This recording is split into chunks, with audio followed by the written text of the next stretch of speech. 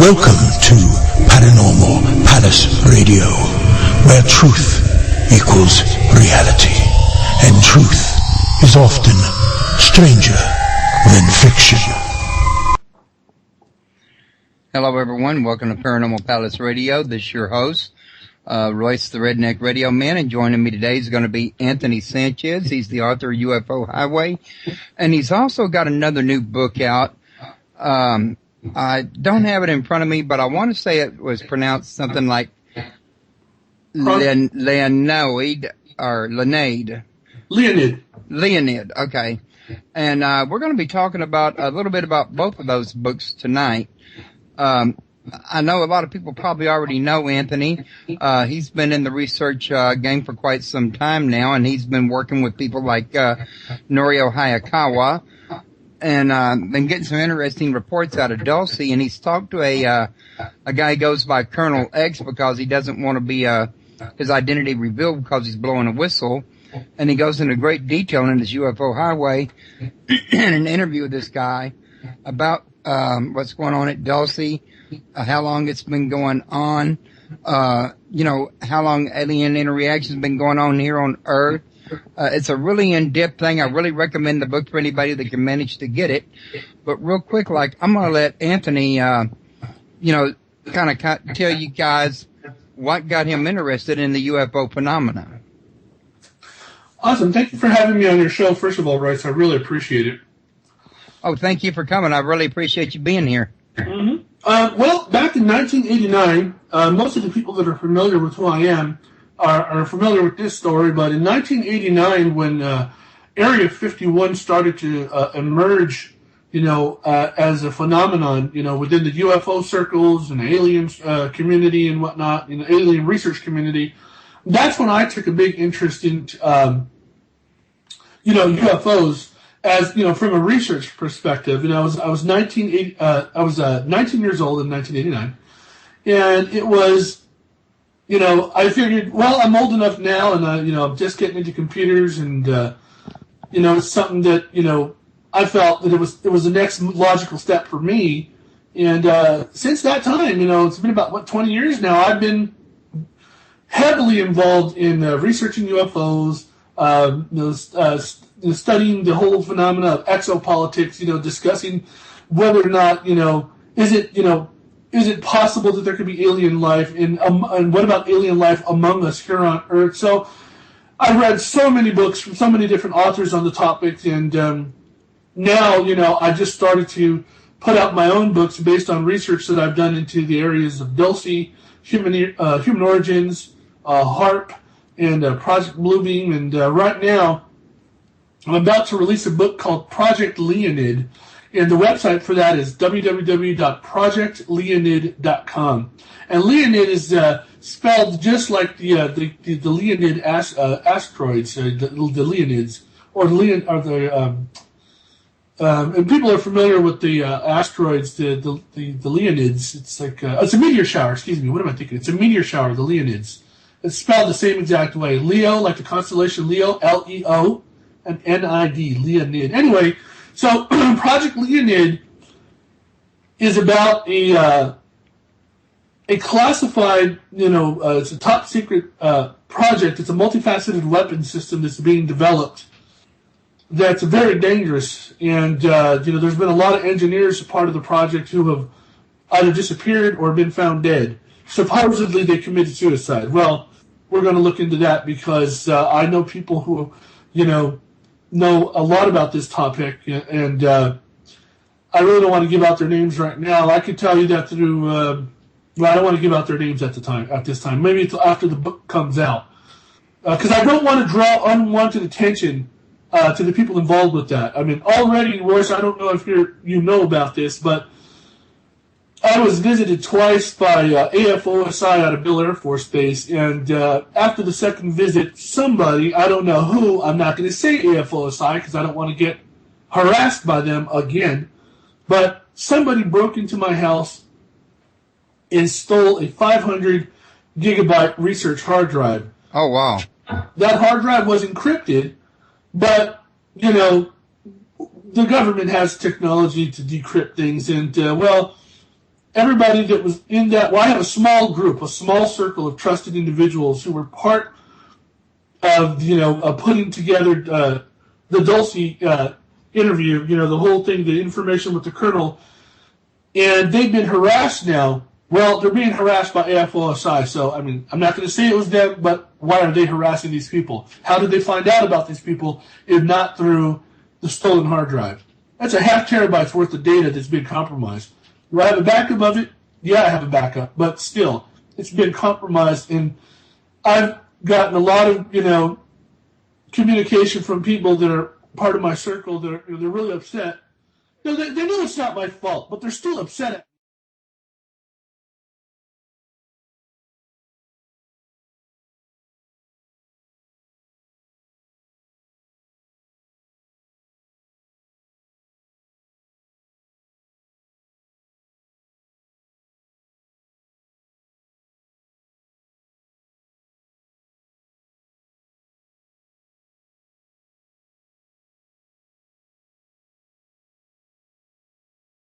Was found out because that was the only area that the information was held on these, sources of mine, and it's been compromised to some extent. There's still information that they'll never get a hold of because it wasn't on a hard drive to begin with. But that's the kind of stuff I've been dealing with. I just went up to Dulce in October, conducted a field investigation. I went up to the Archuleta Mesa, up to the very top. And I found, illegally placed U.S. government property. I mean, it literally says property of the U.S. government. Well, one, that's wrong. Why? Because it's not supposed to be there. Right. It's illegal for them to have a presence there in a sovereign nation, without some levels of accord with the Apache, with the Hickory Apache Reservation, the Tribal Council. Well, I talked to them. There is no accord in existence between the Hickory Apache Nation and the United States military, let alone the United States government, to allow a military presence up there. Well, we found that, immediately after making that discovery, the whole left side of my body from the shoulder up, so my shoulder, and then my head, all the way up to the tip of my head and my face has become paralyzed. And no, it's not Bell's palsy. They don't know what it is. And I have it on authority from an intelligence operative who confirmed to me that the symptoms of what I'm exhibiting came about through a nanofraction dosage of the curare plant, which is a South American toxic, a highly toxic plant, and the pufferfish venom, pufferfish poison. So. Oh, wow. Yeah, that's what I'm dealing with right now. I'm still seeing specialists. I'm going to see a specialist on the 5th, or excuse me, on the 5th of January, who specializes in these types of, neurotoxins. It's gotten real bad. But that was because of the research I did in Dulce. I got there 2:30 in the morning on the 24th, which was a Monday. They had wanted me to be there on Friday of the 21st because I was supposed to meet with Governor Jesse Ventura and the television crew from the True TV network. Renee, the producer of the show, called or tried to get in contact with me, and for whatever reason, it just didn't work out. And to my surprise, that morning when I got there, 8 o'clock that morning, 8:30 that morning, I met with Leonid, who's the public relations officer of the Hickory Apache Nation, and I also met with the Tribal Council president. You got to remember, this is a sovereign nation. They got their own president, their own vice president. They got an entire executive branch that operates this nation, the Hickory Apache Nation. And by the way, I want to just say this on the record. The Hickory people are the most beautiful people I have ever met. Everybody that I met there in Dulce was so kind, so patient, and, they're just great people. And I'm very privileged and honored to be affiliated with them, through my book, UFO Highway. I have a very, very, very close set of friends who are Hickory Apache, and I'm really excited to be able to call them whenever I want and go there and spend time with them because they're just wonderful people. Well, Governor Ventura, for whatever reason, was not able to get permission to film on the reservation. I was. They let me film. They did not let me interview people on the reservation from Dulce, but they said if I wanted to conduct interviews with any of the Jicarilla Apache Nation, citizens, members, I had to do it off the reservation. So we conducted interviews in Lumberton, Chama, and ultimately the majority of them over in Taos. I was in Taos, New Mexico that week, later that week, for Janet Saylor's ASPE symposium. It's the Alliance Studying Paranormal Experiences. Right. Yeah, so that was a great, opportunity for me because I was going to still be within, just within a couple hours of Dulce. And sure enough, I had a bunch of people from Dulce come out to Taos. A couple of them stayed with us in our hotel room, believe it or not. And we conducted interviews. We had full-blown discussions. And the most amazing discussion I had was with a current chief of police from a neighboring community. Now, Royce, I cannot say which neighboring community because you know how it is in politics. One day an individual, may want to run for office or something, and in this case, it actually turns out that's what's going to happen. So at this point in time, they do not want to be, made public. But I can tell you this, that individual was at the table with me, Janet Saylor of ASPE, and Rick Prestel of Sacramento MUFON. So I have witnesses to this. Not only do I have those two individuals as my witness, but the man's adult sons were right there at the table. I don't know, Louis, but it would be very hard for me as a father to sit there at a table with some complete strangers and tell lies. You get my drift? Right. I don't want to be lied to. Yeah, this guy was a very, very, come on, he's the chief of police of a community there.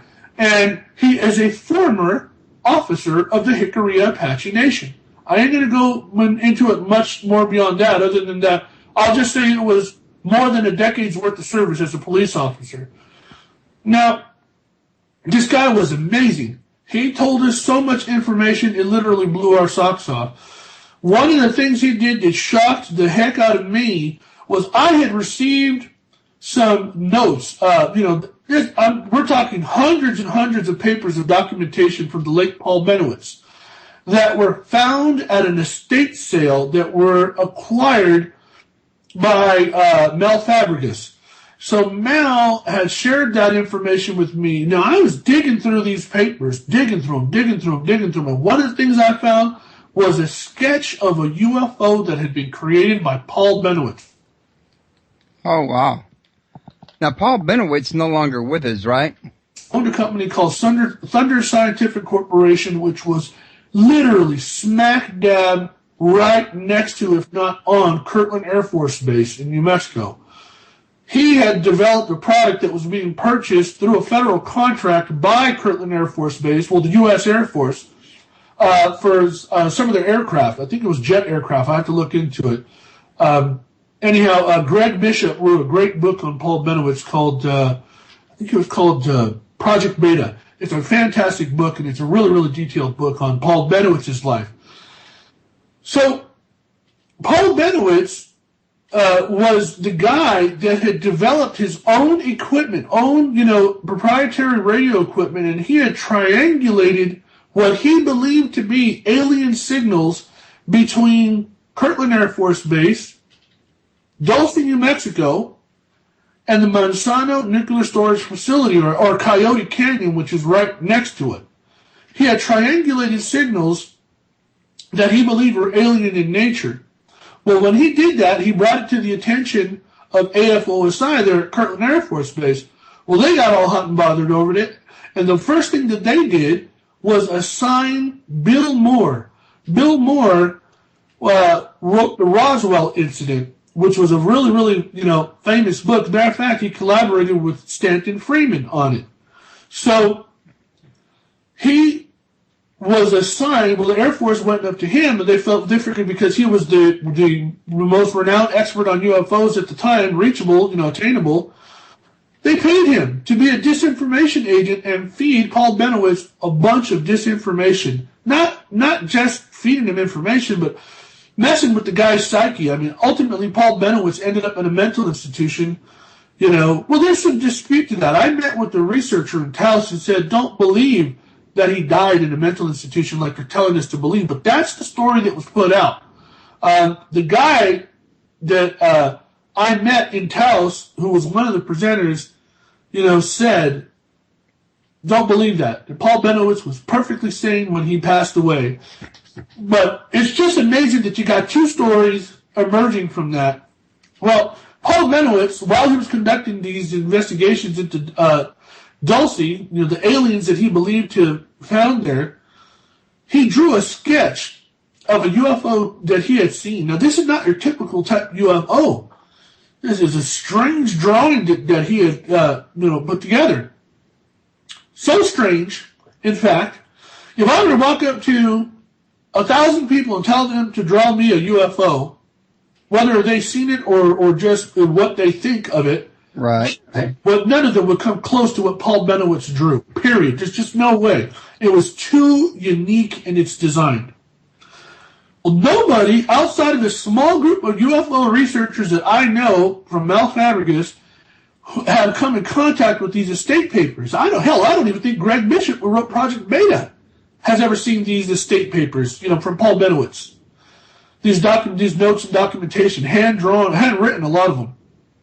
Well, this chief of police sat there at the table that evening, and he said, one of the evenings when he was an officer in Dulce, him and his partner were sitting there, and they saw this huge set of lights coming at them. He said it looked like as if a train was coming at them.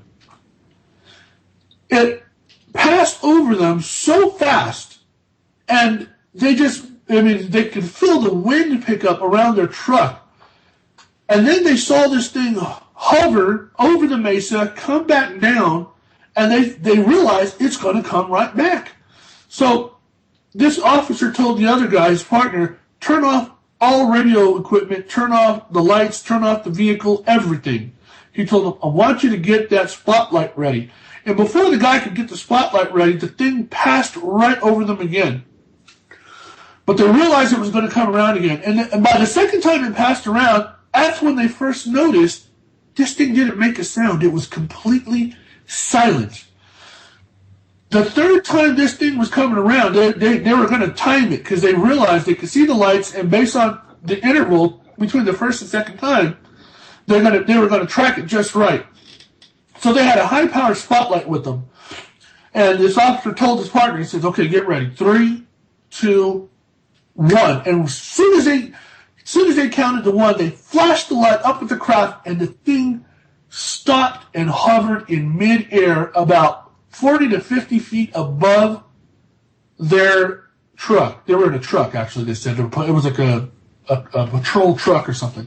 Anyhow, as they were shining the light on this, and they were standing out of the truck at this point, that craft hovered, it tilted, and there was a cockpit at the front, and inside of it was what the guy described as a gray. He says it looked like your typical. He says, do you remember the characters in the Close Encounters of the Third Kind? He said, yeah. He goes, they kind of look like that. He goes, there was one in there. He goes, and it looked at them. Kind of like grays.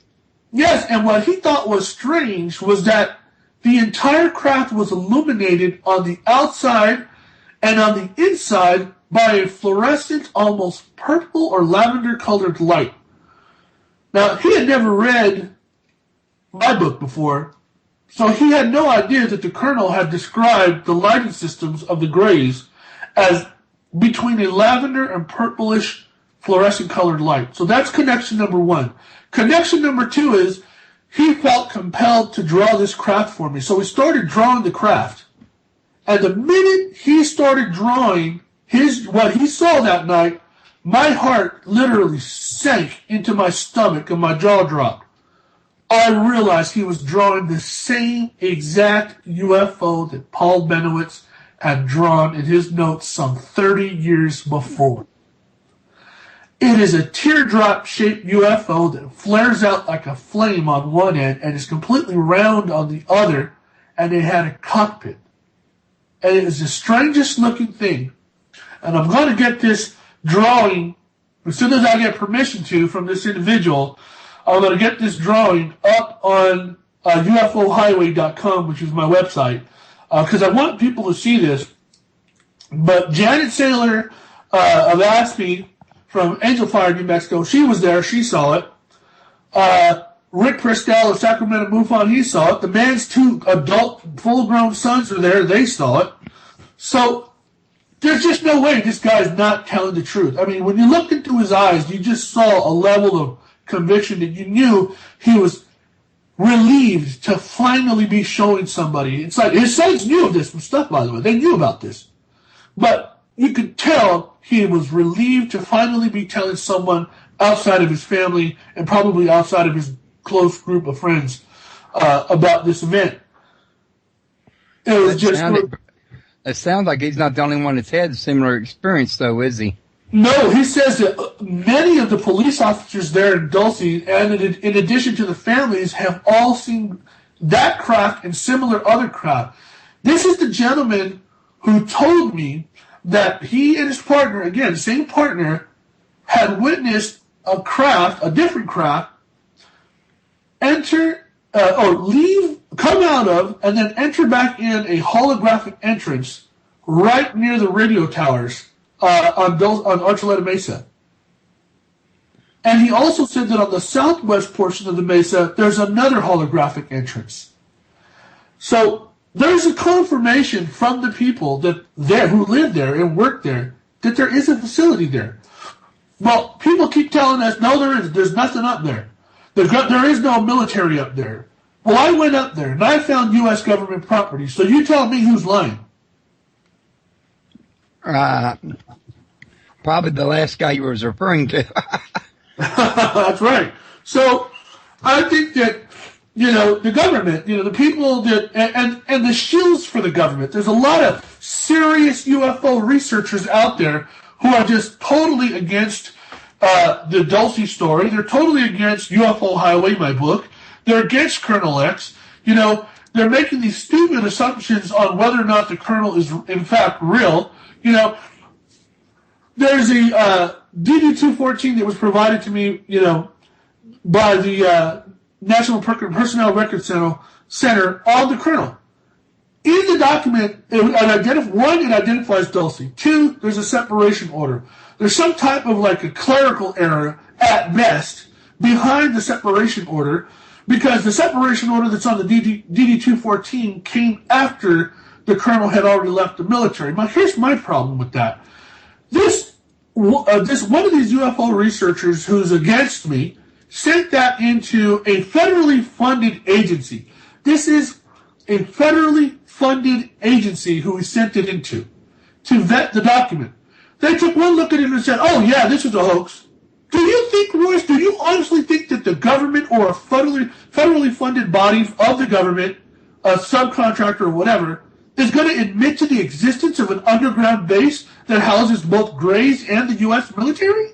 Not if they had a choice, they wouldn't know. Exactly. And they do not have it. Their lives are on the line, and that idiot knows it, and I know it, yet that's their argument. And it's just utterly ridiculous.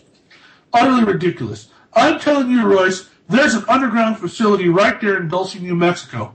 And the reason why that place needs to be outed is because, like Dr. Michael Sala says, there is a huge potential for human rights violations that are occurring there in Dulce, not just on the people that are being abducted through My Lab's programs and are living there in Dulce, but the people that live there in Dulce, on the surface, in the township. There's the highest rate of cancers among people that live in New Mexico occurring right there. And then, no, it's not because of what they eat. Don't buy into this, well, they all eat fast food. Guess what?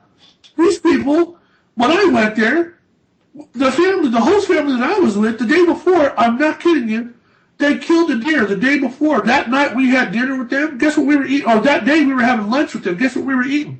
Deer. We were eating deer meat. Well, that's a pretty lean meat, so you can't really blame it on fatty foods then. Exactly. So, I mean, they were eating peas, green peas. What else did they have? Green chilies. They had deer meat. And they were drinking lemonade. I mean, I'm telling you, it just doesn't stand out. The argument, that we're hearing, the arguments that we hear for the high rates of cancer just don't make sense. Not for the people in Dulce. There's a very healthy group of people up there. A lot of them are exercising. A lot of them are out there up on the mesa doing stuff. And there's the athletics program at the school there. I mean, it's just unbelievable. It's hard to believe that the level of cancer that's occurring is because of their diet. I don't buy that. I don't buy that one bit. Is this happening with the Indians as well, or just the people in the towns? Well, the people in the town are Indians. They're Hickory Apache. I was thinking that there was a separate reservation and then town folk. I had that mixed up. I'm sorry. No, that's okay. A lot of people think that. No, the Hickory Apache make up 99.99% of the population in Dulce. So these are the actual Apache, this is the Apache Nation is right. The Hickory Apache Nation is pretty much Dulce, New Mexico, and, that whole area. So, it's called Rio Rima County. That part of Rio Rima County pretty much is predominantly a Hickory Apache, and especially the Dulce Township. So there's cancers that are occurring. Why? Because we know from the colonel that there is toxic waste that is being deposited in underground areas that's affecting the underground water tables, and like over in the Carson National Forest, over to the southwest portion. Most people are not aware of this, but the Carson National Forest is actually made up of two predominant separate areas. And there's one that's west of Dulce, southwest of Dulce, and that's where Project Gas Buggy occurred, which was an explosion that had taken place as part of Project Plowshares, which was this initiative by the Department of, I think it was the Department of Energy, to use nuclear detonations, nuclear explosions, to release natural deposits of gas. And we now know that the true reason why was, at least there at Project Gas Buggy, was because that area was being prepped for a new installation that was going to be developed sometime later. In 1981, I think they were supposed to. No, excuse me. In I forget the dates, but I know that in 1991 is when they completed the scientific auxiliary there, which is TAD3, which is where they conduct super soldier programs, genetic engineering programs, and it actually serves as a deposit for toxic materials that are coming from the primary location, which is TAD1. That's within the mesa. How do we know this? Because they built in 1981. They built a federally funded micro reservoir. It's a water abatement. They tried to sell it off as, it's for the cattle. Well, guess what? No cattle will go near that area because the cattle were all dying, and they got smart. They wanted to stop dying. I know this firsthand from ranchers in the area. The cattle won't drink from that Leandro tank, period, because it's contaminated. They can tell that it's contaminated. And it's right on top of the area. I mean, literally the ground zero of Project Gas Buggy, the 1967 explosion. So anybody that goes out there near that area is subject to some kind of radiation or other form of. For a while they weren't allowed to go out there but then the government, took out their, like Geiger counters and whatnot. And they determined, okay, well, on the surface it's now safe, but we know that underneath it's probably not safe. And there's probably, I would bet you $100 that if you went out there with the Geiger counter today, you would detect high levels of radiation. Yeah. Oh, wow. You think that had anything to do with your paralysis? I don't think so. No, my paralysis came about in a different way. Initially we thought because I was physically handling the containers, these military-grade steel shipping containers for F-5 jet engines, which we have found up on the mesa, we had thought that, touching them had put me in contact with some type of a substance that made me sick. But that wasn't the case. We later found out that my health was compromised by some woman who we believe was an operative who was at a restaurant, because we since did the research and found out that the woman that served me the morning after that discovery event up there on the Mesa, nobody can identify who she is because she doesn't work there. She does not work there. Yeah. So everybody is like, these are the people that live in Dulce. One of the host families, in fact, knows a young woman who works there, who I do recognize, and an older woman who's about 70 years old who works there. They know both of them. And they said, those are the only two women that work there. And I'm telling them, no, the woman who served me, she wasn't American Indian. She wasn't Spanish. She had like an olive tone, olive skin complexion. And she was about 40 years old, extremely attractive. She just did not fit the mold to be working in this, restaurant that I went to. Well, she served me, and somebody that I talked to, an intelligence officer or operative, told me that, he believes that individual, based on additional details that I provided to him about her facial, her facial characteristics, her height, which she was taller than the average woman. She was about 5'10", 5'11", very tall, but also very, very attractive, which was just strange. He says that he believes she was a product, not a human, but a product developed in a lab, is what he's saying to me. Like some type of like a cybernetic organism. If that like an automatron? Exactly. And he says they use them, and this the details that I provided to him, matches up with other incidents. I seen a news article here about a year or so ago, maybe 2 years, and it had a picture of what looked like a very attractive Chinese woman. And when you read the article, it went on to say that this was actually advanced technology from China or Japan or somewhere that was supposed to be an automatron or the latest thing in robots. So what you're describing is something that even the private or the private sector is starting to catch up to now themselves.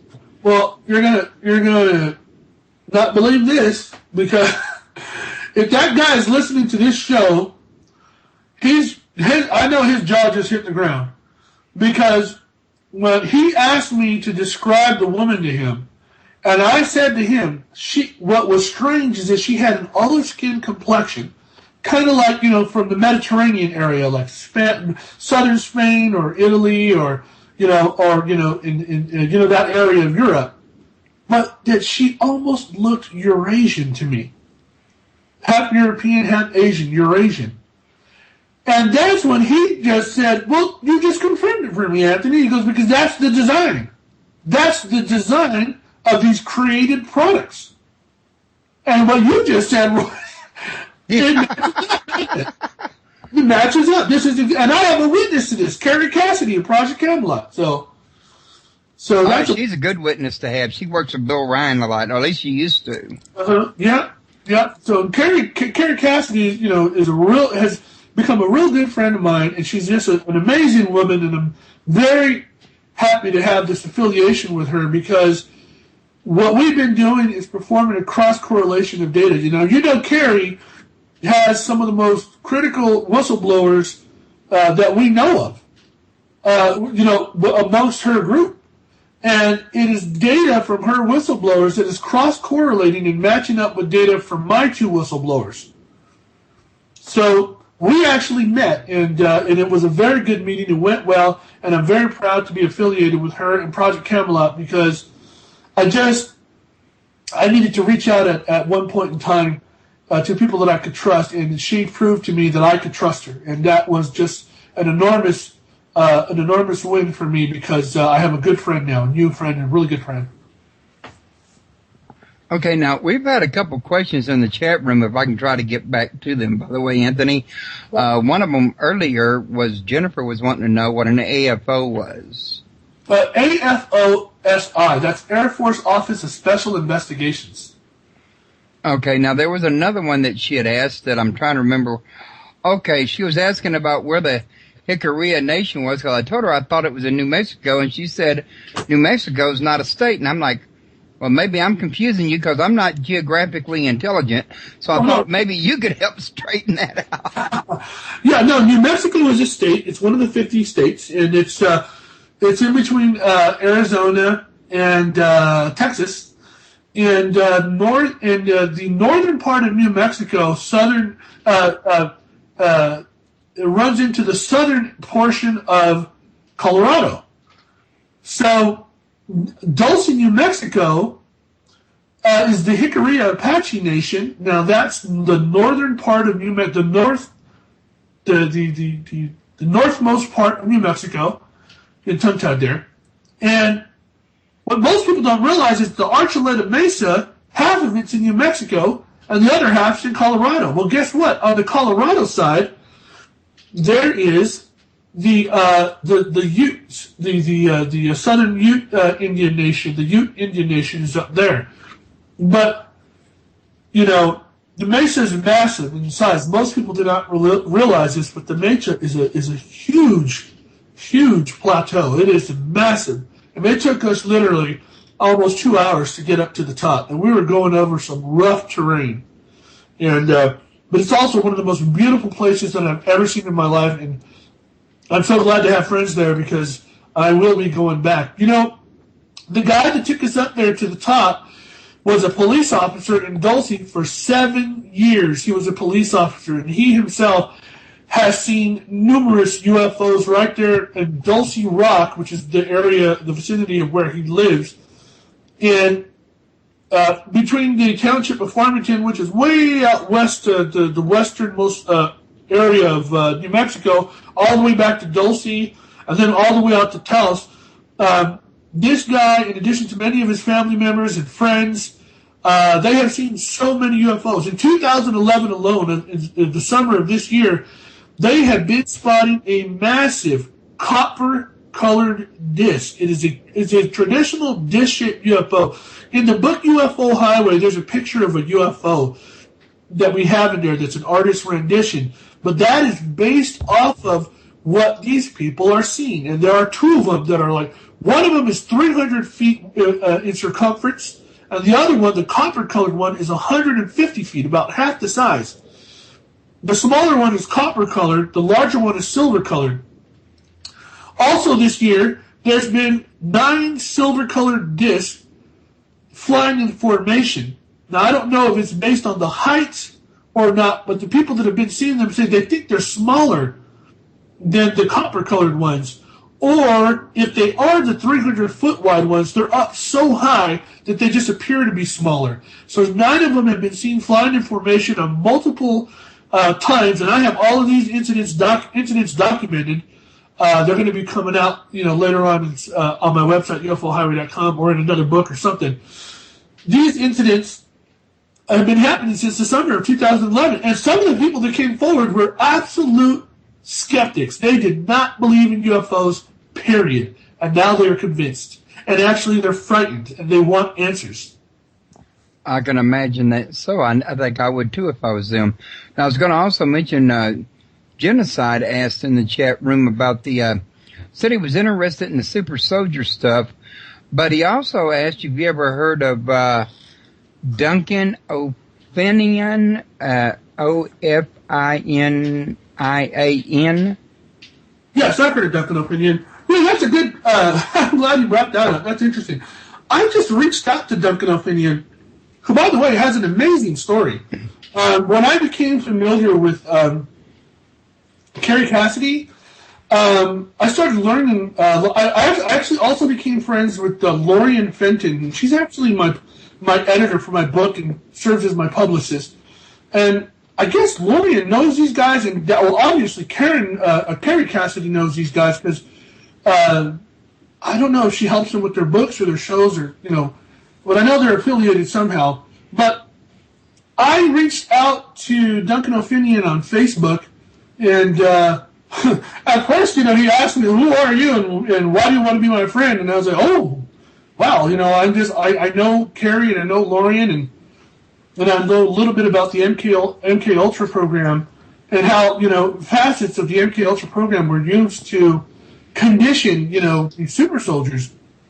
And it's very unfortunate what happened to a lot of these guys. And I don't know all the details, but I do know that it's very sad that they were subjected from childhood to some very, very, difficult and arduous programs that affected their health, affected their psyche, and it's just really not fair what they did to them.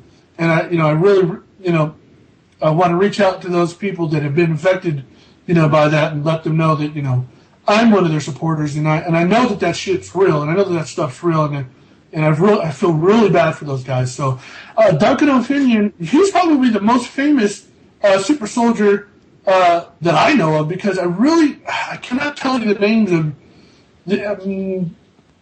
any of the other guys, because I really don't know them that well. But I'm very familiar with Duncan's story because of my recent affiliation with Kerry Cassidy and the work that I've done with Lorian Fenton. And Duncan O'Finian is a well-known super soldier. But I've never met him outside of the Facebook recently. But again, I really feel bad for that guy. Yeah, I really feel bad for him. I hope that all the stuff that he's been through in his life, he's able to overcome that. Especially some of the details that I heard about how they literally torture these guys when they're children, practically, training them for their training processes and mind conditioning, and it's not a good thing to go through. So, any super soldiers that are out there, those people, deserve our respect, and I know Duncan O'Finian through Project Camelot. Okay, so he is on the level then, because James was saying, or Genocide was saying, that he had doubts about him, so maybe this will help his doubts come out a little bit better then. Again, I don't know about any of the other super soldiers. Now, I know there's a group of super soldiers out there, because they do work with, like, Kerry Cassidy and Lorian Fenton, but I'm not that familiar with anybody else other than Duncan O'Finian, especially because he got a lot of exposure through television with Governor Jesse Ventura's show. And, so he was that guy that Jesse Ventura actually talked to that I saw on TV that time. Yeah, that was a while back. I saw that when it first came out, and then, the whole super soldier phenomena dropped off for me. It had been, only recently, until I came back into contact with Kerry Cassidy, did I start looking into it. And the reason why I looked into it was because the colonel had told me that one of the conditioning the conditioning processes that they had used on employees at Dulce were derived from MK Ultra. And when I had put two and two together and realized that, at least Duncan O'Finian, I don't know about anybody else, but Duncan O'Finian, I'm pretty sure, had, been subjected to some of that horrible treatment, that mind conditioning stuff. And so, that's how I came about on that. So whether or not, some people believe him, some people don't believe him. I believe Kerry Cassidy, right? And I have no reason to doubt Kerry Cassidy, and she believes him. That's good enough for me. Okay. Now, also, I think it's Jennifer was asking if, let's see, I got it right here. Okay, you already answered her about New Mexico, but she wants to know these people from the ancient world were saved from the ant god.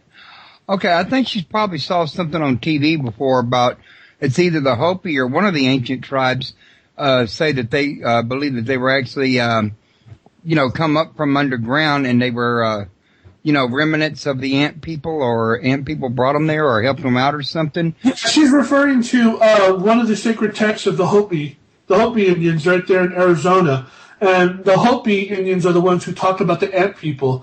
They also talk about the snake people as well. And what's funny about that is when you think about the physical characteristics of an ant, you could technically be, mistaking, a humanoid creature that resembles what we think of as a gray. And when you talk about the snake people, again, they could be referring to what we think of as reptilians. Okay, because they look so similar, but they're really different in their own way. Yeah. Okay. A lot of people ask me about reptilians, and I don't know much about reptilians. And the reason why they ask me is because a lot of the original stories that came out about Dulce were had this heavily embedded component that was reptilians, about the reptilians. But the interview that I conducted with the colonel, you know, from what I know, it's pretty much, it's a gray run facility. Now there was a subcaste that was created by the Greys, another set of Greys, that had a reptile genetic structure, but it was for camouflage, much like in a chameleon. It had nothing to do with, you know, scales or anything like that. You know, that's in the book UFO Highway. It's all in there. So now maybe that genetic subcaste of the Greys, and you know, maybe they had facial characteristics because of the genetic components that were being implanted into them or engineered into their genome, gave them facial characteristics of the that when they were seeing people call them reptilians. I don't know. I really don't know. You know, there are experts out there, you know, like John Rhodes, who's a reptilian expert. I mean, ask him. I really don't know that much about reptilians. You know, beyond, you know, the superficial information that I've picked up. Why? Because, well, I never really studied the whole reptilian aspect. Do I believe there's reptilians? I know that there are people who I trust who believe that there are reptilians, and and they have no reason to lie. These are people, I know one person in particular who told me they were abused by a reptilian. They were tormented by a reptilian. So, you know, there's a lot of information that's out there that still needs to be researched. I'm just not the guy for the reptilian stuff. Not at this time, because I'm so focused on the Dulce facility itself, Project Leonid, which is a multifaceted weapon system that's being developed, which is very dangerous and has the potential to turn into like Skynet from the Predator movie, from the Terminator movie. So, you know, I'm really into that stuff right now. But I read about that online after you told me about it in an email, and we can come to that here in just a couple of minutes. Sure. But before we do, real quick, I want to mention to everybody that's listening in at other places in my site that the call-in number is 832-632-7904. And I want to remind everybody that Anthony's website is www.ufohighway.com. And then his other website for the Leonid project is www.leonidproject.com. Leonid. What was that? It's the other way around, www.projectleonid.com. Oh, my apologies. Projectleonid.com. And I'm pasting both those links into the chat room periodically during the show. This chat room doesn't link it actually, but you can copy it and paste it into the a different address bar, fresh browser window, and go to the site and check it out. You might want to be known that both the sites has got music. I accidentally went to them and I heard it during our show, and I apologize for that. But at any rate, also, I think it was James was wanting to know about the ET connection to the MK Ultra. You know, I'm not that familiar with the ET aspect of it. I'm more familiar of the part of MK Ultra that has to do with Joseph Mengele and his affiliation, looking into that area of it. That was what intrigued me the most of it. What I know of is that MK Ultra essentially was a program that was developed by former Nazis and the CIA, which was used to use brute force and mental, conditioning on individuals to make them believe what they wanted them to believe. It also had the potential for altering their psyche by creating multiple personalities and creating trigger mechanisms so that one personality can be shut down and another persona can emerge, i.e.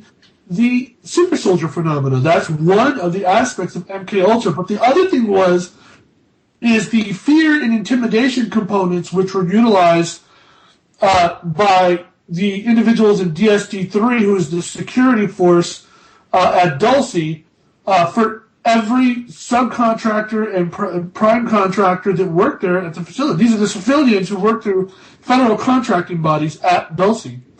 Aspects or facets of the MK Ultra program were predominantly the fear and intimidation aspects were used to control these people, to prevent them from opening their mouths.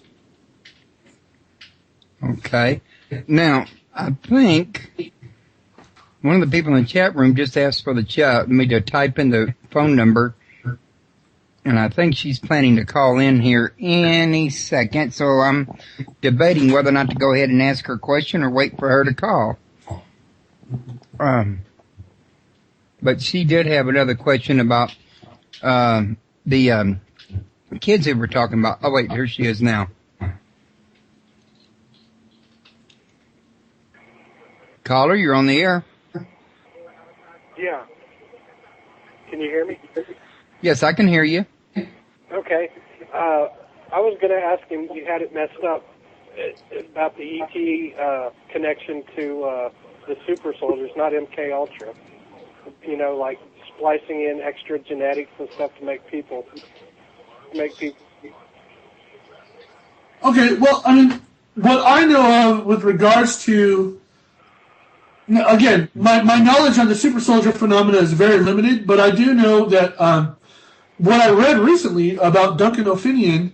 Oh, by the way, what I wanted to point out to people was that after I asked Duncan O'Finian to be friends, I didn't think he was going to friend me, but he did. So I was very happy about that. But I don't really want to bug him because I know he's a very, serious kind of guy, and I'm not sure he wants to talk about what occurred to him. So I'm just going to leave it at that. I'm happy for the friendship, but I'm not going to bug him. I am not aware of any genetic manipulation on the part of the super soldiers, but I am aware of implants. There are implants that have been, surgically implanted, embedded into the bodies of the super soldiers. I think it may have to do with their neural structures. Not too familiar on the super soldier phenomena, but definitely know that there are implants. At least with Duncan O'Finian, he even has X-rays and to show that. So again, that's about the limit of my knowledge on the super soldier programs. You can, I do think, if you want to try and ask Duncan O'Finian personally through Facebook, you probably could. I friended him. I sent a friend request, and I wasn't too sure, that it was going to happen, but it looks like it did. But again, he has a lot of friends on Facebook. I don't know if you want to ask him or not directly. James is still there? Sure. No, I think he hung up. Okay. Well, somebody else just tried to call, but they put the phone down before they got a chance to. Okay, he said that his grandma picked up the phone and was trying to call someone else, so he got off from it. That beeping noise we heard, she was picking up the other line in the house. Uh-oh, okay. So at any rate, I guess Jennifer will call any minute, but she was asking about the MK Ultra kids, and you may not be familiar with this end, but she's evidently heard that they were being used as sex slaves and other things of that nature back when they were young kids as part of their training, I think it was. Yeah, again, I really focused, what I do based on the Joseph Mengele aspect because of the conditioning. As far as the sexual, I know that there was within MK Ultra there was drugs. There was they administered drugs. There was hypnosis. There was I know that there was like types of barbiturates that were and amphetamines that were administered to them. Like heroin and morphine and mescaline and all these types of drugs and whatnot that were used as part of the conditioning programs. But I'm just not that familiar with any aspect to the sexual nature of it. I do know that there are some people that have come forward who have said and have claimed that they were part of an MK Ultra type conditioning program that they ultimately were being. Well, there's one individual in particular who I met in Angel Fire who was telling me about one of their acquaintances who was used for these strange sexual rituals And they had mentioned that they had, been subjected to conditioning since their early stages of childhood. Whether or not there was an MK, I'm not sure. Okay. Anthony, I'm sorry. I just picked up that line because I lost that same call 3 times, so I was trying to catch it before I lost it again. Okay. Caller, you're on the air. Hi, sir. Hi. How are you? It's Jennifer. I can hear you. Is this Jennifer?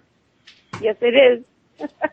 I have I don't know. I have a question. Okay. Okay, I was wondering, talking about the implants. Okay, he was talking about that, and the other day I saw a reportage. What is that called in English? Sorry, yeah, my French is kicking in. I saw a newsletter, if you want, stating from England that this man he was part of the government, and he witnessed people getting implanted with this micro data chip, if you want, and it's as small as a grain of rice. And this might interest you.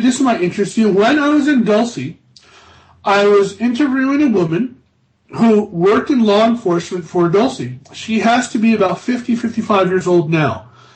She told me that when she was 9 years old, she had been picnicking there up in an area on the Archuleta Mesa with her mother and father. During the course of that picnic, her mother and father uncharacteristically seemed to be sleeping. Within minutes of them falling asleep, she heard what sounded like a boom, like a sonic boom. Then there was a bright flash of lights. She woke up at the same time that they woke up, because after the light, she didn't even realize that she had been unconscious. They seemed to have woken up about 4 hours later. When she woke up, she said that all of them were complaining about a pain in their arms. And then the pain subsided, so they didn't even think about it. Well, today, I physically felt her elbow and could feel something in there. And it was about no larger than the size of a grain of rice. She told me that since that event, when she was 9 years old, this is some 4 years earlier, she has been periodically experiencing lost time.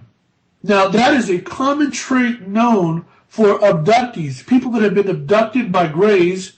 And, one of the most common, resonating, pieces of evidence is lost time. Yes, lost time is also, but lost time is also part of multiple personality disorder. Yeah, you're absolutely right. Because, when one persona drops, the other persona... what you mean is when the primary persona drops and a secondary persona kicks in, the primary persona is unaware of, when that persona regains, control, it is unaware of what happened for, whatever the other persona was doing for maybe 2 or 3 hours or for 2 or 3 months. Yeah, lost time is very common among people that have, been subjected to these types of, MK Ultra type mind conditioning programs, and have been forced to create, to create multiple personalities under torture and whatnot through these programs. Right. It's the torture, yeah. Yeah. Well, I hope I answered your question. No, you did. And for the MK Ultra, the MK Ultra, I'm going to tell you something. It started out in Canada, actually. It didn't start out with the government, the U.S. military government, if you want. It started out in Canada. It was this doctor, and he wanted to find a fast and a rapid method to heal people with mental issues. So what he started to do was give them LSD in liquid form, and force them to listen to repetitive, sorry, my accent, repetitive,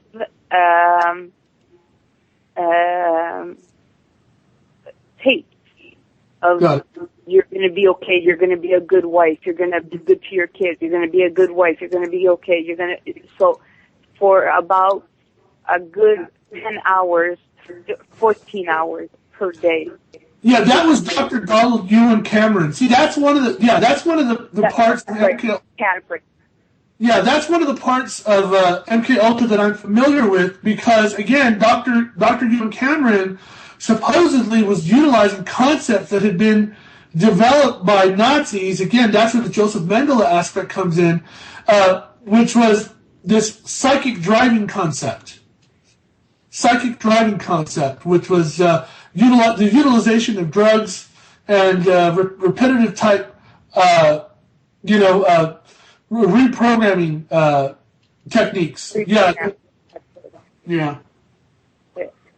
So then the CIA, but it was the CIA that was supporting him at the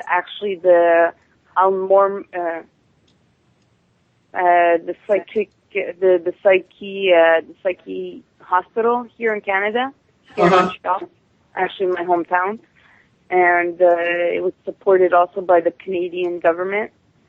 And then the CIA took over and then put it into its military, like you said, by the Nazis.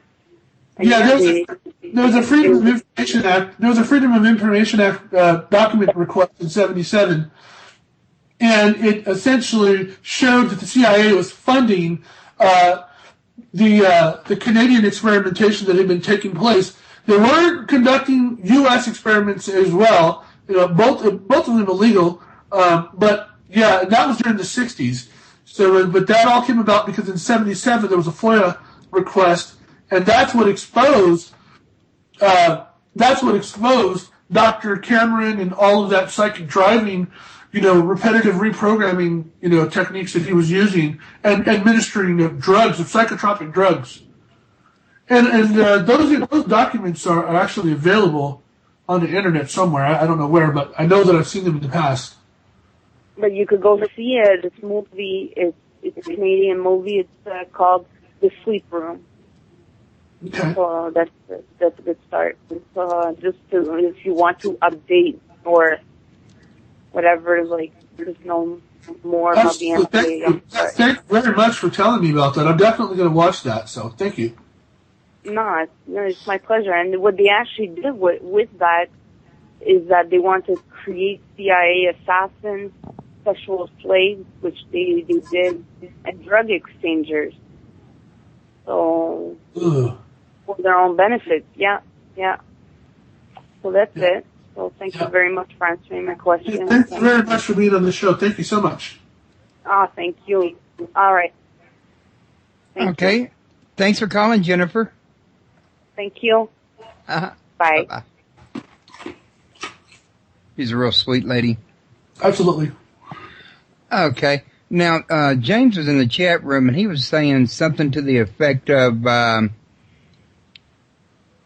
Kenzie Leary said he was a part of the MK Ultra stuff and didn't know it, not until a long time later. Are you, by any chance, familiar with that? No, but I mean, the people that come forth and say that they were part of MK Ultra, you have to give them some level of credence, and the reason why is because what they were doing were conducting these two-stage psychological torture method programs. So they would literally torture these people to shut down areas of their brain, and create these new personalities, these new personas that could be turned off and on at the switch of a button, like with a trigger mechanism, like a word. And to do that, they had to undergo. Now, if you know anything about the methods that were used as part of MK Ultra, they were pretty brutal. They were pretty damn brutal. So, I mean, that's why Director Richard Helms of the CIA wanted all the files destroyed, in 73, but it was too late because in 77 they had the FOIA Act, the FOIA request that outed all those documents. So there was a full investigation that was conducted, and a lot of the information that came out of that investigation, a lot of those documents, showed that there was these two-stage psychological torture methods being used on people, innocent people. Psychic driving, Dr. Donald Ewan Cameron, Canada. It's called psychic driving. It seems like I've heard that somewhere before. I'm just not exactly sure where. But I also wanted to make sure we had time to get to the other thing you had going on here, Project Leonid. Leonid, I'm sorry, yeah. Leonid, Project Leonid. And Leonid actually is an acronym. It actually stands for Low Earth Orbit Nanosatellite Interceptor Defense. What it is a multifaceted weapon system, but it's a very dangerous weapon system. The whistleblower who has come forward has shown that multiple engineers, part of multiple companies working under this black-budgeted project, have already been killed, silenced, or have simply disappeared, and they don't know what the hell happened to them. These were conscientious objectors who showed that there was a calculation, a calculation that showed that there was a high probability that this project, once it's fully deployed, is self-aware. It's autonomous in nature. It is utilizing artificial intelligence, and it could begin to ignore terrestrial commands from like a military base or command center and make its own decisions on what to do, who to attack. And it's a very, very complex system. There are nanosatellites involved that are self-replicating in nature. They have the ability to repair themselves and create more of themselves, utilizing resources on a separate satellite network that has resources that are biomimetic in nature. They utilize, they call it micro-soldering techniques. This is all stuff that was taught to engineers in the military and the government, private sector, defense contractors, the engineering corps of these defense contractors, by grades. This is technical information that has been given to them under technical exchange programs. Grays from Dulce, Grays who work at the Cabazon Whack and Hunt facility in California, giving advanced levels of technology to private sector, defense contractors who are creating these systems for the government, well, the military in particular. And that's what Project Leonid is about, but it also has to do with a forthcoming space war with the Chinese. And when I say space war, it's because it involves satellites, satellite technology. But it also talks about the return. Now, this is where it gets hairy, Royce, but in 2012, according to sources that have come forward, one of them who was killed, and we know about, Mr. X, as part of Project Camelot, and another aerospace, employee of a very, very well-known aerospace company who came forth to both Project Camelot and myself, these two individuals have confirmed that they operated at facilities known as vaults. And inside of these vaults, they were privy to information, to all information, whether it was written, videotaped, audio, whatever, any type of information that is being stored and cataloged at the behest of the U.S. government. What information? Information of engagement between extraterrestrials and the United States government, the United States military. UFOs, downed UFOs that have been recovered, especially in the Four Corners area. All that information is being cataloged. Well, these two individuals, Mr. X, who was killed, and my source, who actually came to the Project Camelot people before he came to me, or it was at the same time, he stated that, like Mr. X, he had seen documentation stating that at the end of 2012, there was supposed to be a mass landing event, and that the government knew about this mass landing event, and that there was nothing that they could do to prevent it. the question that I ask and the questions that I pose inside of the book Project Leonid, is there a real connection to these New World Order people, these New World Order, secretive groups, these societies like the Illuminati, who are descendants of progenitors, descendants of the Anunnaki. This is a separate bloodline. They walk like humans, they talk like humans, they look like humans, but there is an alien genetic aspect to them that differs, that makes them different from humans. So they're hybrids. They're hybrids, exactly. They're hybrids. Now, here's my point. Are they planning a false flag event for 2012? Are they going to use blue beam technology and HARP technology to make us believe that there is a UFO mass landing event, or is it a real mass landing event? I have information that's telling me that the probability is probable that it is going to be a real mass landing event, and that the Chinese are facilitating that mass landing event.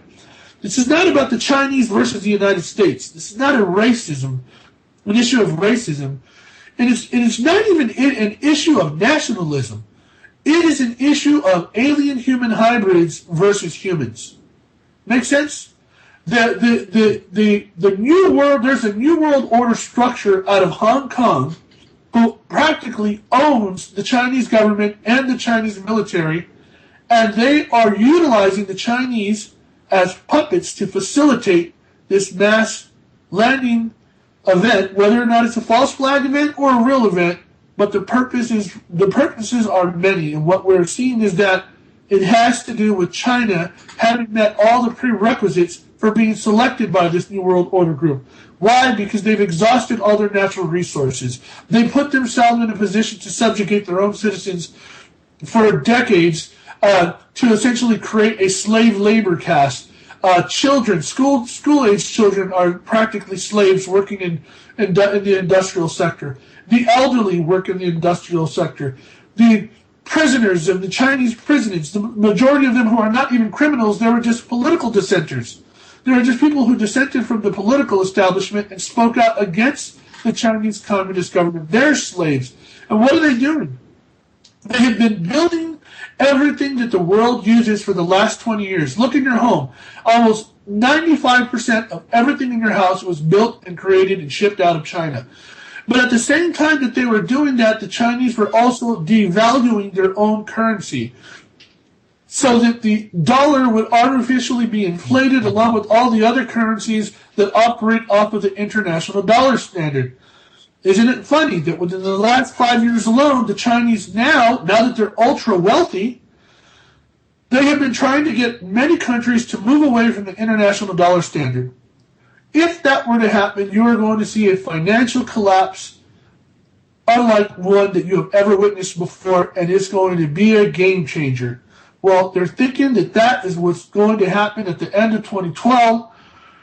And Project Leonid talks all about this mass landing event, the Chinese, and Project Leonid. Project Leonid is being developed to combat the Chinese threat. But it's also a threat to us because it has the potential to take over, to become self-aware. It's a fully autonomous system. And utilizing artificial intelligence algorithms, it might make up its own mind on what to do. Here's what's scarier. Project Leonid is utilizing technology from the Greys. Well, there's a group that thinks that if this mass landing event is possible, well, we already know that the Greys believe that the progenitors are returning in 2012. And a lot of people believe that, it's the Anunnaki who are returning in 2012. But it's not.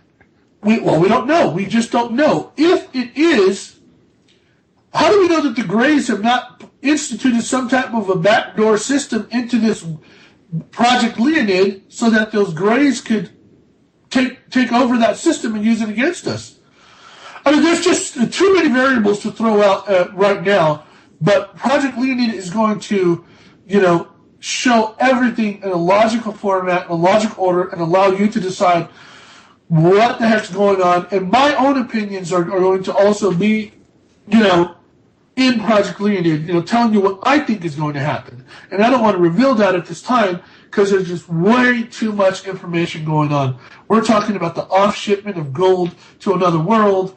We're talking about, stargates and portal systems. We're talking about the real reason why the U.S. government or the U.S. military has been occupying Iraq. Are we going to see the emergence of FEMA camps? Royce, are we going to see the emergence of FEMA camps all over the U.S. once? That's what I've read that, but I'm not. Is it really going to be them or another branch of the shadow government? Yeah, I don't know. We don't know. This is what Project Leonid talks about, and up to the last minute, I'm still dealing with experts in many different areas to put this information together. That's what Project Leonid is about. There's an alien component. There's a U.S. military black project component, and there's a geopolitical component that involves also the Chinese threat. So that's what Project Leonid is about. Well, I've got two questions for you.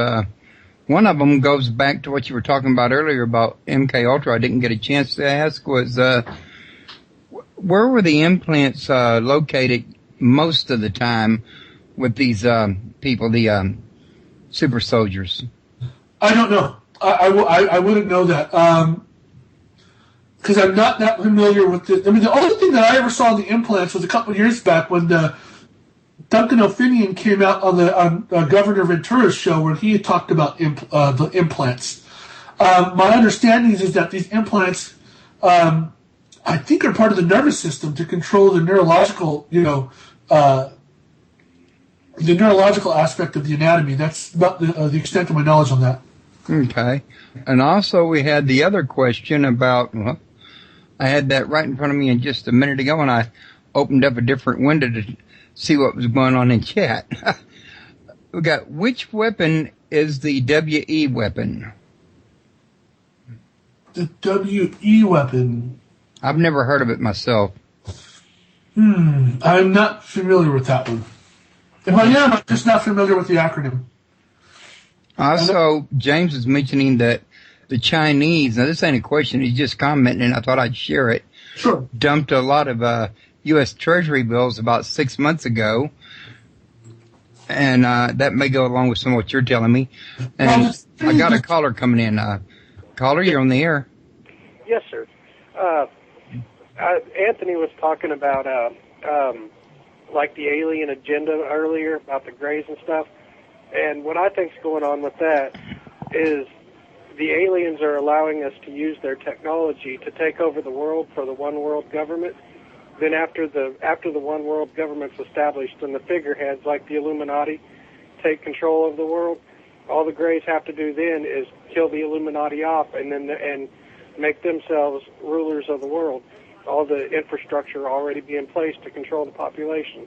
So they're using us against ourselves to conquer ourselves and put the infrastructure into place and then conquer the figureheads of that to completely take over. We're enslaving ourselves, I think, is what we're doing. Anyway, thank you. Bye-bye. Hi, thanks, James. Yeah, that was an interesting statement. And, there's truth to that statement. There's absolute truth to that statement. You have to wonder, why are these technology exchange programs out of Los Alamos, out of the Los Alamos peripheries, particularly Dulce and the Cabazon Wackenhut facilities, occurring between Greys and our military? Why are they so willing to give us this technology? On the surface, what we learned from the colonel is that, one, there's a New World Order component that operates out of AFOSI, Kirtland, and DSD-3 at Dulce, and that they practically own the Greys, and that we have a diplomatic component set in place exchanging natural resources with the Greys. But it could go deeper than that. It could be that the Greys are setting us up. They're setting us up, and we don't even know it. And that's why I mentioned this possibility of a backdoor component into the technology that they're giving us, so that it can be commandeered away from us at the blink of an eye. And we would never have known that it was going to happen. Right. Now, also, Jennifer just corrected that and said that it was the EM weapons. She may be, EM weapons. The only thing I can think of EM is like electromagnetic. I don't know. But that would make a lot of sense about electromagnetic, because I've heard a lot about that going on myself. Yes. No, I just pulled it up. I have an archive here of acronyms. She is talking about directed energy weapons, electromagnetic weapons. That's interesting, because I just recently had a guest on a few months ago that claims that she believes the World Trade Center was brought down with a similar weapon to what you're talking about. Well, yeah, here's the thing. She's talking about electromagnetic directed energy weapons. The directed energy weapons that I'm familiar with are plasma-based directed energy weapons that are being developed by Greys. There could be electromagnetic, radiation-based weapons that are being developed by Greys, but I'm aware of the plasma-based weapons. And that's the reason why they created the Cabazon-Wackenhut facility over here in California. Again, another Indian reservation. Unlike with Dulce, on the surface, multiple people were killed during the construction of this facility because they were going to out the true nature of the facility. Eisman, who was an attorney who was going to bring a federal lawsuit against the Cabazon Reservation and several other interests that, unfortunately for him, reached all the way up to the executive branch. Well, they found him dead in his bathroom. They also found Danny Casolaro, a freelance journalist who was working on a book called The Octopus that talked about Cabazon, dead. They found him dead. Why? Because he had discovered many things. One of the things I know, based on my sources, have told me that he discovered the aspect of Cabazon which had directly involved the Greys and the executive administration's knowledge of the Greys, and the fact that plasma-based directed energy weapons were going to be developed there, and that there was going to be highly toxic output that was going to be dumped into underground storage facilities on the reservation, but they were environmentally unsound and had the potential for creating an ecological disaster. And that's why they killed him. There's a lot more people that ended up dead with respect to the Cabazon-Wackenhut underground facility. And by the way, there is an underground facility there. There are underground facilities everywhere, Royce. You just got to look for them. I just found one not far from my own house. Beale Air Force Base constructed an underground facility with living quarters and whatnot for the Titan I missile complex, project, Titan I missile project. There was 3 of them that they had built in the Southern Buttes, north of Beale, and there's one south of Beale. I was given to understand from what I read online that there's hundreds upon hundreds of miles of underground network tunnels that's going out, that goes from, one place in the United States to another place in the United States, so that they can run their high-speed rail cars from point A to point B and get there a lot faster than you can be any other kind of travel. Well, listen to this. If you don't believe the information that's coming out in Project Leonid, all you have to do is read the news. Just a few days ago, there was a 3-year study that caused a bunch of controversy on Capitol Hill. Some students and a Georgetown professor, who was a former top-level Pentagon strategist, they identified locations of 3,000 miles of underground tunnels in China built by the military, used by the Chinese military to store massive amounts of weapons arsenals. Yes, I read that same article. That's the one I was telling you about that I read that day you sent me the email and mentioned the Project Leonid, that you were working on it. First thing I wanted to do was learn about it, so I Googled it, and I found out about that same thing. I mean, thousands of miles of nothing but nuclear weapons down there almost. And man, the size that makes it look like we only got 1 or 2 missiles, so to speak, in other words. Yeah, well, it's 3,000 miles of tunnels that the Chinese admitted to constructing. There's a yet to be released 363-page report that right now it's got everybody in Washington up in arms, and there's even talks of congressional hearings based on the study that was conducted out of Georgetown by this professor and his students. Because he happens to be a top-level Pentagon guy, and, you have some very bright students, and they found, that there are, in fact, 3,000 miles of tunnels there. Now, it's not all nuclear weapons. It's mostly probably going to be conventional weapons and experimental weapons that, hell, it could be weapons that are utilizing alien technology that we don't know about. You know, the statement that I have on my website, you know, comes from Trinity, who's a senior software engineer who was a technical consultant on Project Leonid. The words he said 2 years later when I spoke to the colonel damn near word for word said the same exact directive, same information that Trinity said 2 years before, back in 2008 to me. So these guys are being told this information, again, almost as if it is a directive, so that they memorize it, so that it's embedded into their brain, so that every time that they tell it, the exact point of this whole project, you know, comes out. Now, of course, the colonel didn't mention Leonid. He didn't know anything about Leonid. At least I don't think he did. But he did know about the Chinese government being controlled by the New World Order. He did know about the Chengdu district, you know, having a massive underground facility. Well, the proof's in the pudding. The news just came out. Just Google it. You know, it's a 3-year study and out of Georgetown, and there it is, folks. There it is. I made the Project Leonid announcement before that news came out. How do you like them apples?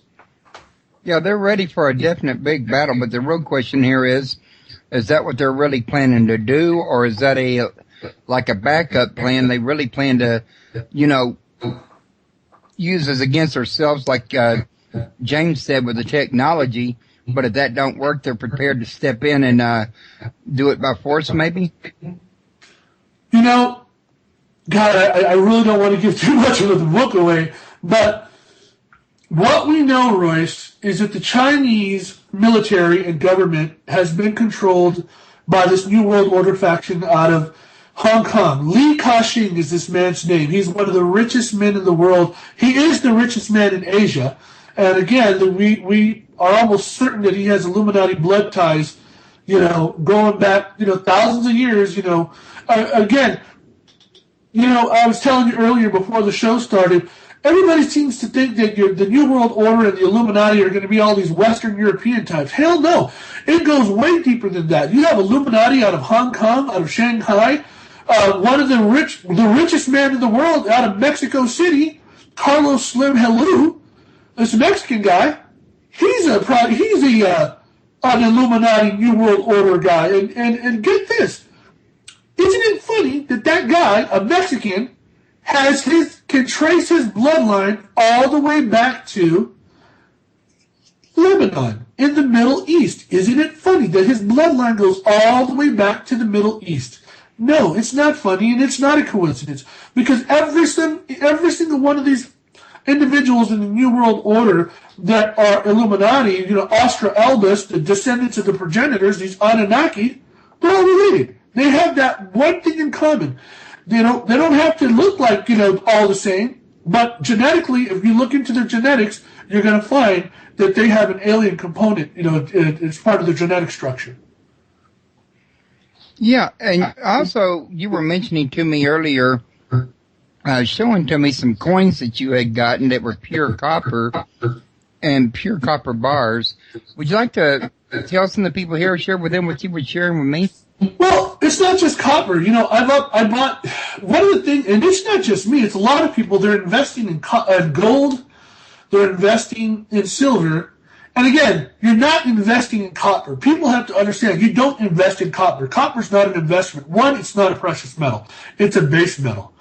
But it is the people's currency. History has proven that. You know, 3,000, 4,000 years ago, societies in China and in Europe, you know, were all using copper. You know, we know about that because it's a pragmatic type of commodity. It's something that we could use. We can make, you know, arrow tips out of it. We can make wire out of it. We can make blades out of it. We can make bullets out of it. It's just something that we can use. I mean, we can make dishes out of it. You know, it's a conductor of electricity. Well, gold, silver, and copper, a lot of people are investing in it because they're recognizing the signs that fiat money, paper money, is going to be worthless one of these days. If a post-apocalyptic society is to emerge, you better believe that paper money is going to be worthless. People are going to be trading, copper, silver, and gold. They're going to hold on to those gold, and they're not really going to get rid of that for any reason, really, because it's just very valuable. Silver, you're going to see people, exchanging goods for silver and bartering and whatnot. But definitely copper. I have a lot of copper coins. I have a lot of silver coins and bullion bars. It's because, I'm just preparing for the future. Copper is not an investment; it's a purchase, but it's a risk mitigation purchase. You're not going to be able to go to the store with a 1 ounce coin of gold and expect to buy a loaf of bread and some, supplies. Because you pay $1,700, at least today, for 1 troy ounce of gold. But, the same amount of copper is just pennies on the dollar. But that is what people will use in a post-apocalyptic society. They'll barter things, stuff for stuff, or the people's currency, which is silver and copper and gold, for those things. So, that's what that was all about. And by the way, I'm not the only guy that knows or talks about this. There's hundreds of people, thousands of them out there on YouTube and the internet that tell you about, prepare for the future, buy supplies, buy, if you can, find an area that, in a rural community near a water source. There are people that are taking precautions. I mean, hell, even in Northern Europe, up there in Norway or wherever it is, they got that big underground facility where they're packing away seeds and plants, and you know what I'm talking about, right, Royce? That place. Yeah, in fact, I think Thomas Horn is getting people set up with supplies for the coming New World Order. In fact, that's right. So again, that's the reason why you see guys like me buying silver and copper. Gold is out of reach for the average person. Come on, who's going to pay $1,700? For a troy ounce of gold? The rich are the only ones that can afford that. When you and I were talking earlier, I was telling you all these New World Order corporations that were occupying Iraq, they weren't there for the oil. We didn't see 1 drop of oil come out of Iraq. Yet we were there for over a decade. Why were we there? Why were they there? They were there because the American taxpayer was dumping billions and billions of dollars a month of U.S. dollars into Iraq, first to depose the dictator, then to instill democracy, then to reconstruct the country. Well, that's where the real money was being made. It was, while the rest of the world was devaluing the U.S. dollar and inflation was taking place, these Illuminati corporations like Blackwater and CACI and Halliburton were right there in Iraq, sucking the U.S. taxpayer dry. They never wanted oil. Hell, if we wanted oil, all we had to do was go to Libya. It took us only 3 months to get all the oil we ever wanted and are ever going to need. Not to mention the fact that we already have reserves here in the U.S., like right there in North Dakota, which are just, going to blow the lid off of the whole oil conspiracy. Look, the Libyans had oil. Muammar Gaddafi. The oil there is the oil we love, the oil that our refineries covet the most. And they have more oil in Libya than Saudi Arabia, and most people are not even aware of that fact. That's the reason why the U.S. jumped on the UN bandwagon, went in there and deposed Gaddafi in 3 months in the same way that we did with, Saddam Hussein. What are those corporations doing? They're taking those U.S. dollars in the hundreds of billions and they're converting them into what? They're converting them into a commodity. What commodity? They're converting them into gold. Why? Well, Project Leonid is going to tell you why. That book is going to tell you why they're converting it into gold. Listen, don't get all nationalistic on me and go, oh, well, Halliburton's an American company. That's in the good old USA. No, it's not. Halliburton was an American company.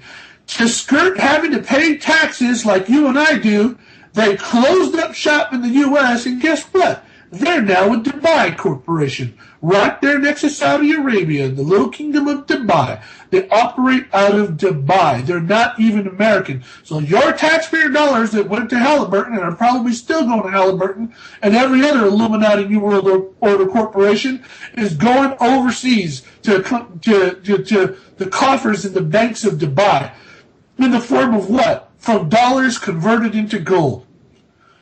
It gets real deep. It gets real deep. And my book, Project Leonid, is going to cover all of this.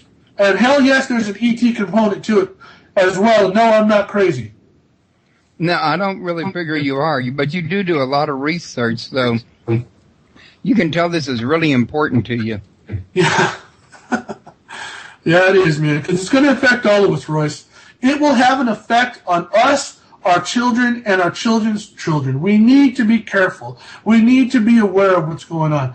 Royce, for the last 2 days, somebody's been installing something on my roof of my home, and I don't know what the hell they're putting up there, and I got to figure out what the heck's going on. I'm being monitored now. I'm being surveilled. Why? Because probably, the book Project Leonid is coming out. Probably because UFO Highway came out. They talked about an underground facility that supposedly doesn't exist, according to your serious UFO researchers, the guys who will only accept empirical data. Well, guess what, folks?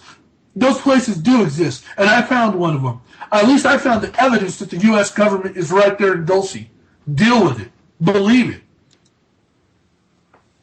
And the Indians now, the natives, the people who are there, are they aware that Dulce's being used for this purpose?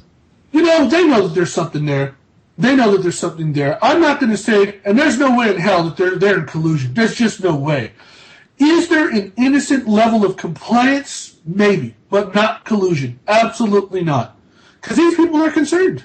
They're concerned. Listen, the guy that took me up there, he was a senator veteran officer of the Hickory Police Department. When earlier this summer, he had taken 2 guys from the Phoenix Suns basketball team up there on a hunting trip. And they were confronted by 3 guys armed heavily in military garb.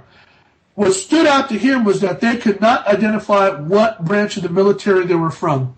They were halfway up the way to the mesa, and they were told by these guys, "You're violating a restricted order, and you need to vacate the premises immediately." Well, this guy, who was a Hickory Apache, told them, "No, this is Hickory Apache land. I'm an Apache. I belong here, and I'm going to go. I'm going to go up there."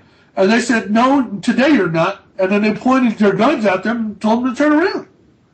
Well, when he got back to town, it turns out for a whole week, other guides, other people that were going up there have been experienced the same exact type of encounters.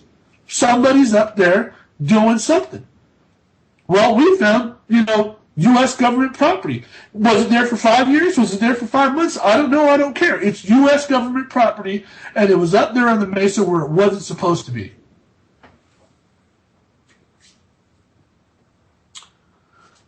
Still there, Royce? Okay, yeah. And I know there's a lot of things that's been going on down there in Dulce. I know you and Norio was working on it together for quite some time. And you and Colonel X, y'all went into great depth about, I want to say it was SDD3, if I remember, was one of the units there. Can you tell the listeners a little something about that part? Yeah, DSD3 is actually the group. It's DSD3. DSD3, yes. I'm sorry. I got it mixed up. It's okay. No, it actually stands for Dulce Security Division 3. And the reason why it has the number 3 assigned to it is because it's 3 branches of the military. The way they operate there, even though there's 4 branches, technically 5, but 4 branches of the military, you have the Navy, the Marines, the Army, and the Air Force. They operate under proxies.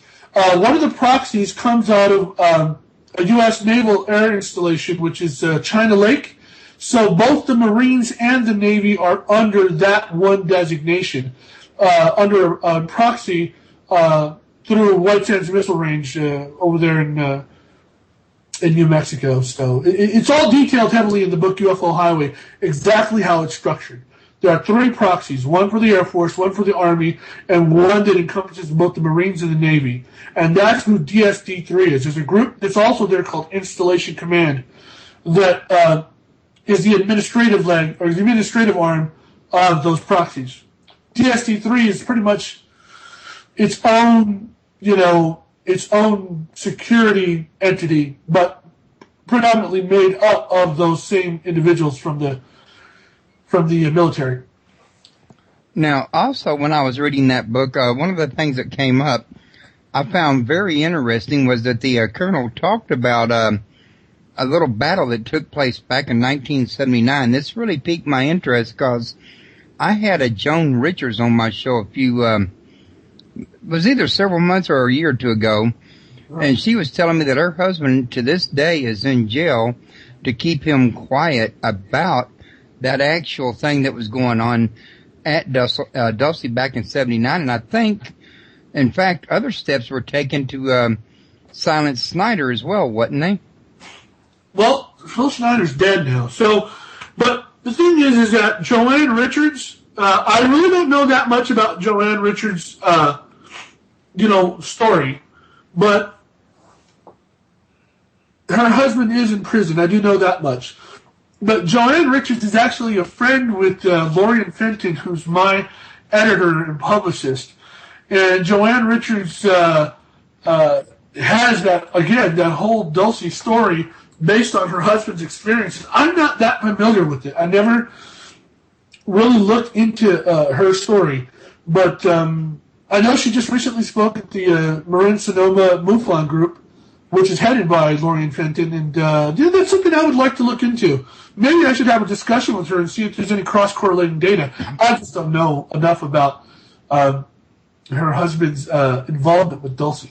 But there has to be other people out there besides the colonel, besides Phil Schneider, and besides the 2 law enforcement officers who I recently identified that were the gentlemen who were flown into the southwest portion of the Mesa, the entrance there, in 79 when this battle occurred. I know exactly who they were.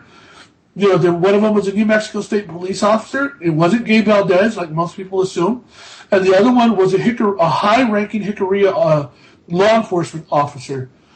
And I have both of their names. They're both deceased now, but I know their children are still around, and their children know it was them, and their children don't want that information to come out. Right. But I have the full-blown confirmation. Well, I know she was mentioning to me, and like you say, you're not familiar with it, but that they supposedly, our military does have interstellar flight capability, but they're keeping a lid on it, and it was back engineered from ET technology. Oh, well, I mean, yeah, we have a technology that is so advanced that to release it now would just send shockwaves to the societies around the world, and we're not going to do that. The military has access to all of this technology, and they have already created experimental craft. That's one of the things that I've been telling people lately. Dulce represents an area that is smack dab in the middle of multiple U.S., military installations. You have naval air installations, the U.S. Air Force. Hell, there's even a couple of Marines and Army installations in Colorado, and the entire area surrounding Dulce. Dulce's in the middle of it all. I think that Dulce represents this, what just happens to be a highway for experimental craft that's being developed at some of these installations.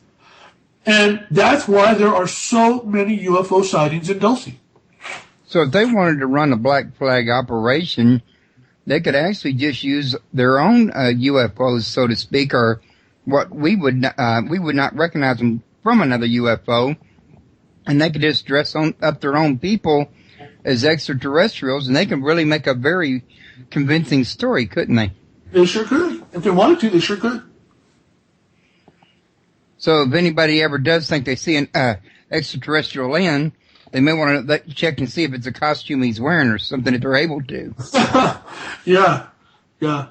But, definitely, again, the Joanne Richards, is talking about stuff that I'm just not familiar with because I've not read I don't know if it's her book or her husband's book. I really don't know. But I would love to eventually meet up with many people like her who have stories about Dulce. That way I could see if there's cross-correlating information. As a matter of fact, it was just this past weekend that she spoke at the Marin Sonoma MUFON. So I missed that, but it's okay. I'm friends with Lorian Fenton and could probably get in touch with her if I needed to. Okay, now, James was saying in the chat room that people don't get it. The military don't have this technology. The aliens aren't giving them the technology. The aliens are allowing the government to use the technology the aliens have. So he's being really specific. At least that's what he believes. I'm not sure if he's what his sources are, though. Well, he's probably right. You know, I was having a discussion on Facebook with one of the friends that I have there who's interested in all of this, and he asked me about, because again, I'm a software engineer, so he's asking me about the levels of software, that is being created by the Greys and utilized by the military, and what are some of the aspects to it with regards to full disclosure and full understandings on the part of the military. And I told him that they're not going to give them, they're going to give them probably hundreds of thousands of lines of source code, but it'll be what we call in the software business, obfuscated. It'll be like obfuscated so that they can't backwards engineer it. However, they will give them functions that will allow them to use areas of it to do certain things, advanced things, like maybe, artificial intelligence or, other things similar to that. So, yeah, there's the possibility that the aliens are giving us technology that we can use but don't fully understand. But again, if some of my sources are correct, we pretty much own these Greys out of Dulce and Cabazon, and, we probably have some level of accord with them, some level of agreement with them that states, we can come down pretty hard on them if they tried to fool us or do something, along those lines. Okay. Well, I was going to mention we got like 15 minutes remaining in this show. Actually, I'm saying we do. I never did ask you if you wanted to go 1 hour or two, and we've been almost 2, and I hope you don't mind that, but it's been very interesting talking to you. What I wanted to say, though, was, is there anything that I haven't thought to ask or that we haven't had a chance to get out that you'd like to share? At this point, I've been doing a lot of work on wrapping up Project Leonid, and there's this whole aspect of the Chinese military and the New World Order that's just going to shock the hell out of people. Because most people would never in their wildest dreams imagine that an entity as huge as the Chinese could be under the control of someone else. And they're in for a surprise. And that's one of the things that, I've been talking about, just as of this week only, because I've not shared that information with too many people, other than the whistleblowers that I'm working with. And but that's about it. That's just the Project Leonid information. But we did talk about that. We did hit on that. There's one thing that I wanted to mention to you. At my website, ufohighway.com, there's a discussion forum. And after the show, I would love it if your people could go there and look into this one thread called Final Definitive Proof of Gray's Existence. In it, what they're going to see is snapshots of video footage that were taken by Dr. Lear in Turkey. Now, this is back in, I want to say 2008 or 2009. And what you're going to see is that they used a 200 powered optical 400 millimeter lens with an electronic doubler. Not only did they capture a UFO hovering above Turkey, they also found Greys inside it that were poking out of a portal. They were standing out of an open portal. And if you look real close, you can literally see a Grey moving around.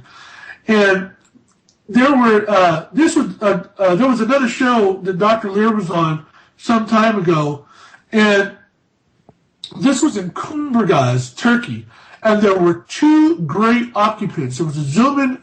There's an image on my website where I have a zoom in of the area that literally shows grays, and there are. It's just amazing, Royce. It is amazing. You see the UFO, you can see the grays standing in it. It's not that big of a UFO. Probably could hold just 2 or 3 people.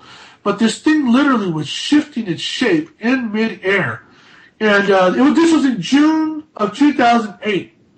And there are links. It'll say case details, and there are 2 links to the YouTube videos that you need to look. So if you go into that thread, you can look for the words case details. It's in bold, and there are 2 links there to the videos. And if you don't find it, at least the photos of the grays are there. There's close-ups of them. You can see them. They're plain as day. So this is proof. This is more proof that these things actually exist. They're there. We know that they're there. I'll make sure I guide the listeners over there by posting a link to it tomorrow.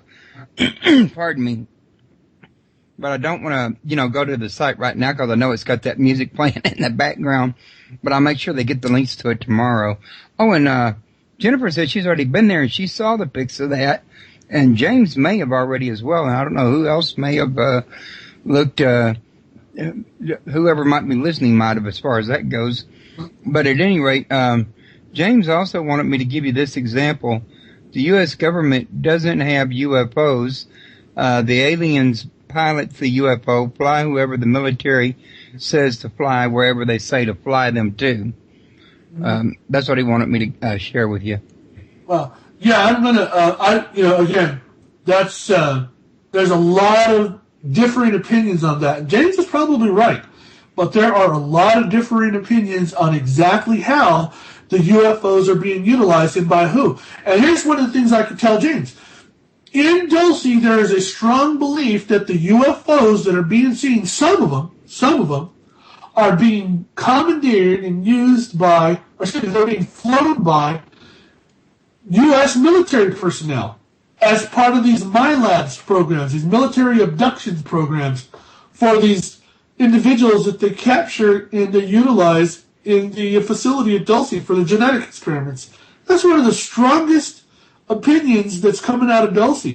A lot of people believe that there is one craft in particular, that's Copper one that I'm telling you about, which is part gray technology, part, conventional military engineered technology. It's like a hybrid UFO that's being used for MILABs. And, this copper-shaped disc has been seen, in 1996, one of them crashed right there in Dulce. And there was a small-scale infiltration of the government into the township, confiscating cameras, confiscating any video camera, anything that could be used that could have been used, and everything was returned, but it was all returned deleted in the media, or with the media completely missing. And I have full confirmation on that from over a dozen different families there in the Dulce area. Okay. Now, also, James had one more comment he wanted to share. And he was sharing this with me the other day, and I'm not sure where he's getting it, but I do talk to this guy. He's a friend of mine as well as a listener. But he was saying that the abduction beam is a blue cylinder about 8 inches in diameter. Maybe you're familiar with that. No, I'm not. I'm not familiar with the technology that they utilize to abduct, their subjects. I'm not that familiar with that. So, again, he may be right. I've not heard that. Right. Alrighty. And I was also going to ask you if you had any last-minute thoughts you'd like to share with us. I really want to encourage everybody to go to projectleonid.com and read the statement there. If you can, try and make an attempt at getting the book UFO Highway. Share it with your friends. Get the message out to as many people as you can. I got a lot of information there at UFOhighway.com. Again, Royce, I have a discussion forum for when your show's not on. People want to come over to UFO Highway and talk about your show, talk about whatever. We got a lot of information there. And, we just kind of kicked it off, really, and people are now starting to sign up. And, it's not that big, but it's where I put my pertinent data. And I also have a Facebook, so you can Facebook me. Just look for Anthony F. Sanchez. I'm on Facebook. I would love to be friends with you. You guys have questions, you have information you want to share, we can do it through Facebook. We can also do it through my website, UFOhighway.com. Okay. Also, I was I was listening to you sharing your links one more time in the chat room before we got out of here, and that's www.ufohighway.com and www.projectleonid.com. Yep. And you can get his book, The UFO Highway, from his website. The other book don't come out to January or February. That's right. And also, it's funny you should mention what you did about that book about sharing it, because I think it was just yesterday James wanted to know if I'd share the copy you gave me, and I told him I couldn't do it because you had given it to me. I didn't have your permission.